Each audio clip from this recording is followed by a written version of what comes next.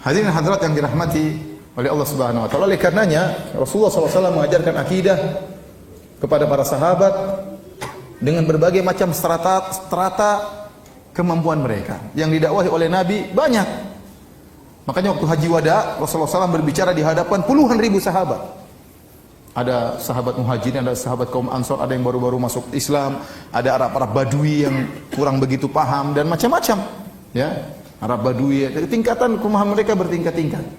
Tapi di hadapan mereka Rasulullah SAW berkata, ya, apakah aku telah menyampaikan risalah Allah? Maka para sahabat berkata, nashhadu annaka qad ballaghta risalah. Kami bersaksi bahwasanya engkau telah menyampaikan risalah Allah Subhanahu wa taala, wa nasahtal ummah. Engkau telah menasihati umat. Maka kemudian kata Rasulullah SAW, Allahumma syhad. Allahumma fashhad. Ya Allah, saksikanlah. Rasulullah SAW tunjuk. Allah di mana? Di atas. Yang lihat ini berbagai macam model manusia. Oleh karena ada sebagian ulama, ya, Al-Juwaini, ya, dalam bukunya dia menulis kenapa dia rujuk kepada manhaj salaf dalam masalah Allah di atas. Dia melihat waktu Rasulullah SAW menyampaikan akidah, yang dengar ada orang yang terpelajar istilah kita, ada orang yang awam, ada orang yang Arab Badui. Seandainya kalau seluruh lafal-lafal hadis, lafal-lafal Al-Quran harus ditakwil, maksudnya begini, maksudnya begini, maksudnya begini, harusnya Rasulullah SAW jelaskan. Ya tidak? Oh, maksudnya di atas itu bukan di atas Allah, ini cuma sekedar simbol misalnya. Apa yang dia pahami oleh orang-orang tatkala Rasulullah SAW mengadakan kedua tangannya di atas, tatkala Rasulullah SAW menunjuk Allah di atas? Apa yang dipahami oleh orang awam? Allah di atas atau tidak? Di atas. Seandainya maksudnya itu bukan Allah di atas, maka Rasulullah SAW harusnya menjelaskan. Karena tidak semua orang pakar takwil. Ada orang awam, ada orang Arab Badui, ya. Sehingga dengan tatkala dia merenungkan hal ini, akhirnya dia kembali kepada manhaj apa? Manhaj salaf dalam masalah ini.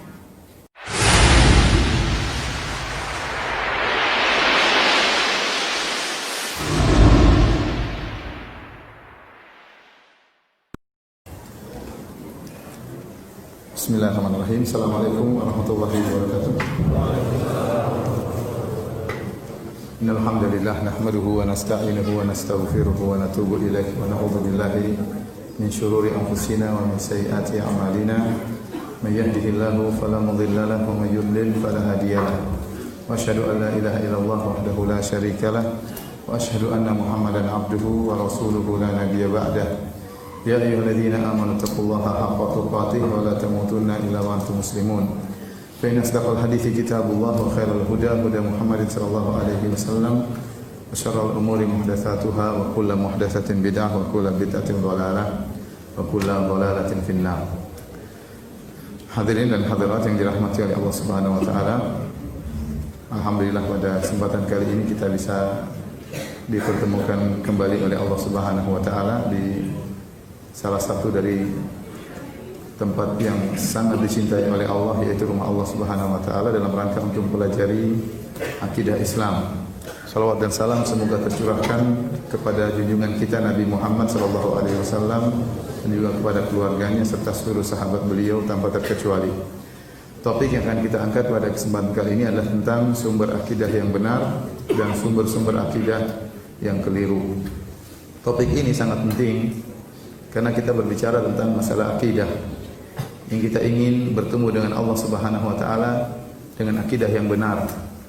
Tidak salah berkeyakinan tentang Allah Subhanahu wa taala. Oleh karena kita berusaha mengetahui mana sumber akidah yang benar untuk kita ambil akidah kita, dan mana sumber-sumber akidah yang keliru untuk kita jauhi. Topik ini lebih terasa penting lagi tatkala kita melihat banyak saudara-saudara kita yang keliru akidah mereka karena keliru sumber pengambilan akidah mereka. Nanti akan kita sebutkan contoh-contohnya. Oleh karenanya saya berharap para hadirin hadirat bisa lebih perhatian pada kesempatan kali ini untuk bisa mendengarkan dengan baik, dan kita berharap taufik dari Allah Subhanahu wa taala. Hadirin hadirat yang dirahmati Allah Subhanahu wa taala, sebenarnya kalau kita berbicara tentang akidah Islam, sumbernya sangatlah mudah, Al-Qur'an dan sunnah Nabi sallallahu alaihi wasallam dan pemahaman para sahabat. Oleh karenanya Al-Imam Ibnu Taimiyah rahimahullahu taala dalam Majmu' Fatawa punya perkataan yang sangat indah. waktu beliau ditanya tentang dari mana kita mengambil akidah. Maka beliau menjawab, "Ammal i'tiqad, adapun akidah, fala yu'khadhu anni wala amman huwa akbaru minni." Kata beliau, adapun akidah maka tidak boleh diambil dariku dan juga tidak boleh diambil dari orang yang lebih hebat daripada aku. Bal yu'khadhu anillahi wa rasulihi, akan tapi diambil dari Allah dan Rasulnya. Wa ma ajma' alaihi salaful ummah, dan juga yang telah disepakati oleh para salaf umat ini, itu para sahabat, tabi'in dan tabi'ut tabi'in. Fa ma kana fil Qur'ani wajib i'tiqaduhu, kata Ibnu Taimiyah rahimahullah, maka apa yang terdapat dalam Al-Qur'an wajib untuk diimani. Wa kadzalika ma thabata fil ahadithi as-sahihati, demikian juga perkara-perkara yang telah valid, telah sahih yang datang dalam hadis-hadis Nabi sallallahu alaihi wasallam yang sahihah. Hadirin hadirat yang dirahmati Allah Subhanahu wa taala, ini penjelasan yang sangat luar biasa dari Syekhul Islam Ibnu Taimiyah bahwasanya akidah bukan hak kita. Yang berhak berbicara tentang Allah Subhanahu wa taala adalah Allah sendiri. Kemudian melalui lisan Rasulullah sallallahu alaihi wasallam, yang lebih paham tentang Allah Subhanahu wa taala Allah sendiri. Kemudian melalui lisan Rasulullah sallallahu alaihi wasallam dan murid-murid Nabi, para sahabat dan juga tabi'in dan tabi'ut tabi'in. Ya. Karenanya secara mudah akidah Islam diambil Al-Qur'an dan Sunnah. Kita disuruh untuk mengambil Al-Qur'an dan Sunnah. Wa ma ikhtalaftum fihi min syai' fa hukmuhu ila Allah. Perkara apa saja yang kalian perselisihkan maka hukumnya kembali kepada Allah Subhanahu wa taala. Ya. Atiiullah wa atiiur Rasul, taatlah kepada Allah dan taatlah kepada Rasulullah sallallahu alaihi wasallam. Fa in tanaza'tum fi syai'in farudduhu ila Allah war Rasul. In kuntum tu'minuna billahi wal yawmil akhir. Kalau kalian berselisih tentang suatu, kembalikanlah kepada Allah dan Rasulnya jika kalian beriman kepada Allah dan kepada hari akhirat. Semua yang di luar daripada Al-Quran dan Sunnah, maka itu bukan akidah kita. Itu bukan akidah kita. Allah tidak membani kita untuk meyakini hal-hal yang di luar daripada Al-Quran dan Sunnah. Saya ulangi, Allah tidak membani kita untuk meyakini hal-hal yang di luar daripada Al-Quran dan Sunnah. Oleh karenanya tatkala Nabi Yusuf alaihissalam mendakwahi dua temannya yang di penjara, ya, beliau berkata, ya sahibai sijini a'arbabun mutafarriquna khairun amillahul wahidul qahhar ma ta'buduna min dunihi illa asma'an sammaitumuha antum wa aba'ukum ma anzalallahu biha min sultan. Kata Nabi Yusuf alaihissalam, wahai dua temanku yang ada di penjara, wahai dua penghuni penjara, ya, apakah sembahan-sembahan yang beraneka ragam yang kalian sembah itu lebih baik ataukah Allah yang Maha Esa dan Maha Kuasa? Ma ta'buduna min dunihi, tidaklah yang kalian sembah selain Allah, kalian dan nenek moyang kalian, illa asma'an sammaitumuha antum wa aba'ukum, kecuali hanyalah sekedar nama-nama yang kalian namakan dan nenek moyang kalian namakan ini sebagai Tuhan. Kemudian kata Nabi Yusuf, ma anzalallahu biha min sultan, Allah tidak pernah menurunkan dalilnya. Jadi apa yang tersebar di masyarakat, keyakinan-keyakinan tersebar di masyarakat, tinggal tanya dalilnya ada atau tidak, Al-Qur'annya ada atau tidak. Mudah akidah Islam. Ya. Dalilnya ada atau tidak, Al-Qur'an ada atau tidak, Sunnah ada atau tidak. Kalau tidak ada, tidak perlu diyakini. Tidak perlu diyakini. Karena kalau akidah ini bebas, bisa dibuat oleh siapa saja, maka buat apa? Al-Qur'an dan Sunnah berbicara. Setiap orang boleh membuat keyakinan. Setiap orang boleh berkreasi tentang suatu keyakinan. Maka cukup firman Allah, ma anzalallahu biha min sultan. Ini tidak pernah diturunkan oleh Allah Subhanahu wa taala. Kalau tidak ada dalilnya, tidak boleh kita yakini. Tidak boleh kita yakini. Dan banyak di masyarakat kita, sebagai contoh sederhana, keyakinan-keyakinan yang aneh. Seperti meyakini angka 13, angka sial. Ini dari mana seperti ini? Saya pergi ke hotel-hotel, tidak ada lantai 13. Benar. Naik pesawat, tidak ada kursi nomor berapa? 13. Dari mana? Dari mana? Siapa yang bikin angka 13, angka sial? Dari mana datangnya? Ternyata diadopsi dari orang-orang barat, orang kafir, penghuni neraka jahanam. Diambil akidahnya dari penghuni neraka jahanam. Bagaimana? Ya.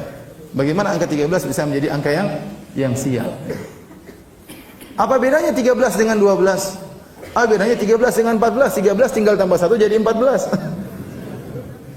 Bedanya antara 13 dengan 14 sama seperti 11 12. Kenapa harus dijadikan sebagai angka sial? Jadi kalau di Arab Saudi, alhamdulillah, lantai ada lantai apa? 13. Ya. Subhanallah, orang berkeyakinan angka 13, angka sial itu benar-benar mengakar. Banyak orang meyakini karena hal tersebut. Terus, bagaimana kalau orang punya anak banyak? Bolehkah dia punya anak nomor 13? Pak Ustadz ada caranya, langsung anak 12, langsung anak nomor 14. Loh, gimana caranya? Gimana caranya langsung nomor 14? Karena kalau anak nomor 13, anak sial. Ini nggak benar, dari mana ada ini? Saya punya istri saya, alhamdulillah, satu-satunya ya. 13 bersaudara. 13 bersaudara. Satu meninggal, ya. Dan yang bungsu, anak nomor 13, anak sial bukan ini. Yang terakhir nomor 13. Alhamdulillah belajar di Madinah, alhamdulillah hafal Quran, ya. Ya, dibilang anak sial, ya. Oleh karenanya banyak hal yang aneh-aneh yang tiba-tiba muncul di masyarakat. Saya baru kemarin pergi ke suatu kota di tanah air kita. Tiba-tiba saya diceritakan tentang suatu fenomena yang sangat aneh. Tentang suatu tempat, di situ ada namanya batu Quran. Barang siapa yang putar 7 kali, maka dia minta apa saja dikabulkan.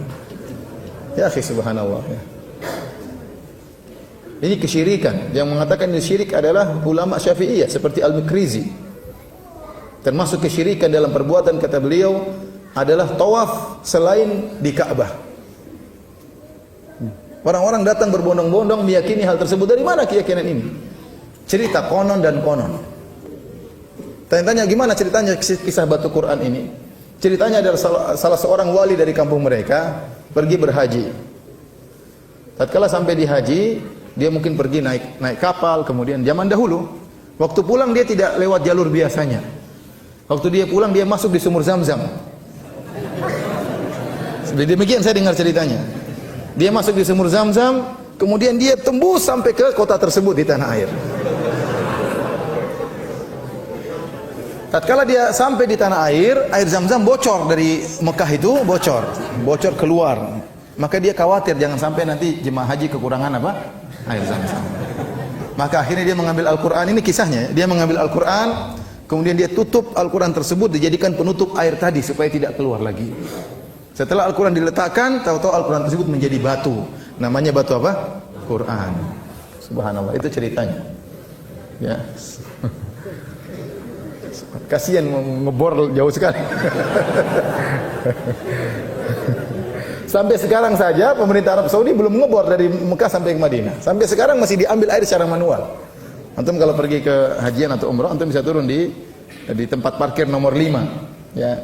Di situ antum lihat banyak trek-trek seperti trek-trek minyak Pertamina itu, ya. Itu ngedrop air dari Mekah sampai ke Madinah. Belum dibuat, atau kita perlu kasih tahu pemerintah Arab Saudi sudah ada bor sampai ke tanah air, ya. Luar biasa. Tapi masyarakat menerima dengan mudahnya, ya. Menerima. Ya akhi, subhanallah. Ini dari mana seperti ini? Ya. Kemudian kalau kita telusuri cerita tersebut, sekarang kita bilang cerita itu pasti tidak benar. Pasti tidak benar. Bagaimana kemudian orang ini menjadikan Al-Quran sebagai tutup air? Enggak kurang ajar seperti ini. Ya, Al-Quran jadikan apa? Kan ada batu yang kenapa Al-Quran jadi tutup apa? Tutup air. Kemudian Al-Quran tersebut berubah jadi batu, menjadi benda yang lebih hina. Al-Quran mulia atau tidak? Kenapa dirubah jadi batu? Dikutukkah oleh Allah jadi batu? Al-Quran berubah jadi batu. Kemudian sebagian orang tawaf tersebut di situ pakai celana kolor saja, apa enggak kurang ajar? Tawaf di Al-Quran pakai celana kolor. Jadi kalau sudah sesat ditumbuk dengan kesesatan yang lain. Diyakini oleh masyarakat, datang ramai-ramai berbondong-bondong antri. Dari mana akidah seperti ini? Dan tidak ada orang berani mengingkari. Saya pun belum berani kalau ke sana mengingkari. Subhanallah, kasihan masyarakat. Harusnya ulama-ulama di sana berbicara, harusnya. Ya, harusnya ini kewajiban bagi mereka. Ya, kewajiban bagi mereka untuk mengingatkan. Ya, jadi kalau kita mau telusuri keyakinan yang tersebar di masyarakat sangat banyak dan tidak ada dalilnya dari Al-Quran maupun Sunnah Nabi Sallallahu Alaihi Wasallam. Sebelumnya saya pernah pergi juga di suatu kota di tempat yang lain di Jawa juga. Ada 3 gentong besar di suatu masjid besar terkenal, orang datang ramai-ramai sana. 3 gentong besar ini sekitar belasan tahun yang lalu saya ke sana. Ada 3 gentong besar, anak-anak datang kemudian diusap-usap dari air tersebut. Ya, air mungkin gentong yang sudah berlumut dan macam-macamnya. Saya tanya kenapa begitu? Katanya ada sambung ke sumur Zam-Zam. Subhanallah. Ini proyek luar biasa, triliunan ini. Antum bayangkan bikin lobang dari Jawa ke Mekah itu apa enggak triliunan itu. Bisa habis apa namanya? Anggaran negara. Baik, hadirin dan hadirat yang dirahmati Allah Subhanahu wa taala. Jadi yang berhak berbicara tentang akidah adalah Allah dan Rasulnya, terutama tentang sifat-sifat Allah Subhanahu wa taala. Kata Imam Ahmad rahimahullahu taala, la yusafullahu illa bima wasafa bihi nafsuhu wa bima wasafa bihi rasuluhu. La natajawazul Qur'ana wal hadis. Kata Imam Ahmad rahimahullahu taala, tidak boleh Allah disifati kecuali dengan apa yang Allah sifatkan dirinya sendiri, dan Allah lebih tahu tentang dirinya, atau yang disifatkan oleh Rasulnya.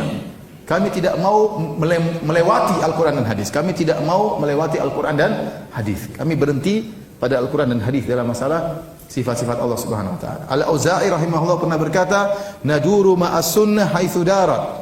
Kami bergulir bersama sunnah di mana sunnah tersebut bergulir. Ya. Kalau sunnah menunjukkan demikian, maka kita yakini tidak perlu kita ingkari dengan akal kita atau dengan yang lainnya.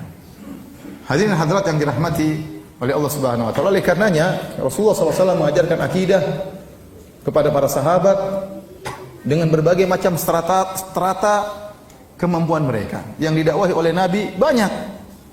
Makanya waktu haji wada, Rasulullah SAW berbicara di hadapan puluhan ribu sahabat. Ada sahabat muhajirin, ada sahabat kaum ansor, ada yang baru-baru masuk Islam, ada Arab Badui yang kurang begitu paham, dan macam-macam.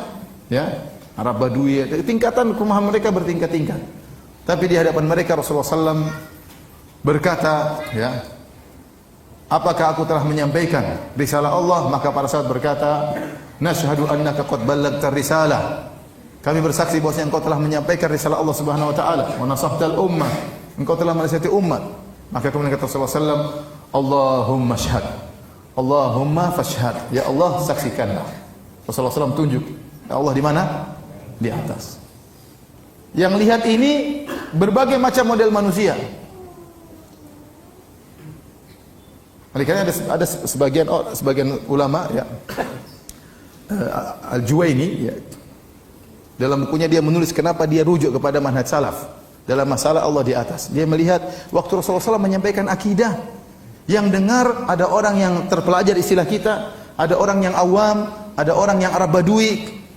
Seandainya kalau seluruh lafal-lafal hadis, lafal-lafal Al-Quran harus ditakwil, maksudnya begini, maksudnya begini, maksudnya begini, harusnya Rasulullah SAW jelaskan. Itu tidak. Oh, maksudnya di atas itu bukan di atas Allah, ini cuma sekedar simbol misalnya. Apa yang dia pahami oleh orang-orang tatkala Rasulullah SAW mengadakan kedua tangannya di atas, tatkala Rasulullah SAW menunjuk Allah di atas, apa yang dipahami oleh orang awam? Allah di atas atau tidak? Di atas. Seandainya maksudnya itu bukan Allah di atas, maka Rasulullah SAW harusnya menjelaskan. Karena tidak semua orang pakar takwil. Ada orang awam, ada orang Arab Badui, sehingga dengan tatkala dia merenungkan hal ini, akhirnya dia kembali kepada manhaj apa? Manhaj salaf dalam masalah ini. Jadi dia menulis buku tentang masalah ini. Oleh karenanya, hadirin dan hadirat yang dirahmati oleh Allah Subhanahu wa taala, ya, tatkala kita berbicara tentang akidah, kita berdalil kepada Al-Quran dan Sunnah Nabi Sallallahu Alaihi Wasallam. Ini akidah kita sangat mudah. Ada yang berbicara tentang Allah, kita bilang mana dalilnya. Ada yang berbicara tentang Allah, kita bilang mana sunnahnya. Kalau tidak ada, kita tidak yakini. Kalau ada, maka kita meyakini. Inilah sumber akidah Islam yang mudah dan gamblang dan mudah dipahami, ya, oleh semua orang. Mudah dipahami oleh semua orang. Baik. Setelah ini kita berbicara tentang sumber-sumber akidah yang keliru. Sumber-sumber akidah yang keliru, dan ini juga sangat banyak tersebar di masyarakat.